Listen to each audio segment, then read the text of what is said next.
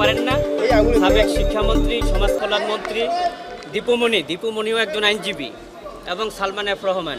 আমরা বলেছি যে একজন আইনজীবী আনিসুল হক এবং একটা প্রতিষ্ঠিত পরিবারের এবং আইনজীবী পরিবারের সন্তান, উনি বাংলাদেশে বারবার আইনমন্ত্রী ছিলেন।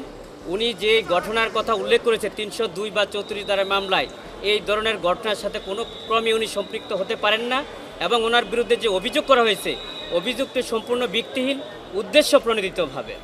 এবং আমরা বলছি দীপুমণি, উনি পররাষ্ট্রমন্ত্রী ছিলেন, উনি সমাজ কল্যাণ মন্ত্রী ছিলেন, এবং উনি শিক্ষামন্ত্রী ছিলেন। দেশ ও জাতির জন্য উনি কাজ করে গিয়েছেন।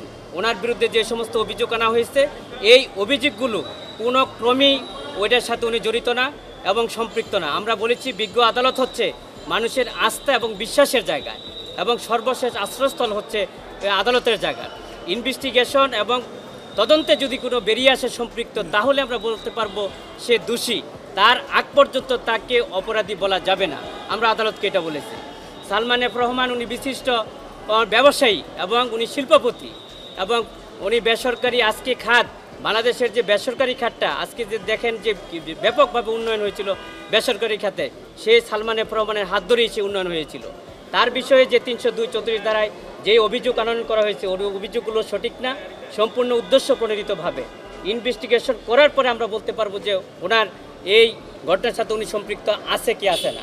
আমরা আদালতকে বলেছি আদালত হচ্ছে মানুষের বিভাগ এবং মানুষের শেষ আশ্রয়স্থল। আদালত হচ্ছে মানুষের শেষ আশ্রয়স্থল, এবং হিউম্যান রাইটস, তার আইনগত অধিকার দেওয়ার ক্ষমতা আদালতের আছে, আমাদের আইনজীবীদের আছে। তা আমরা বিজ্ঞ আদালত সন্তুষ্ট হয়ে 10 দিন রিমান্ড চাওয়া হয়েছিল আয়ুষ সাহেবের। বিজ্ঞ আদালত উভয় পক্ষের শুনানি আনতে 4 দিন উনি রিমান্ড মঞ্জুর করেছেন। আমরা বিজ্ঞ আদালতকে বলেছি যে রিমান্ড নেওয়ার মতন নতুন করে কোনো গ্রাউন্ডস বা কোনো উপাদান ছিল না এই সকল মামলাতে। পাটোয়ারা থানার একটা মামলা সাসপেক্টেড আসামি হিসেবে গ্রেপ্তার দেখানো হয় এবং 10 দিনের রিমান্ড মঞ্জুর করা হয়।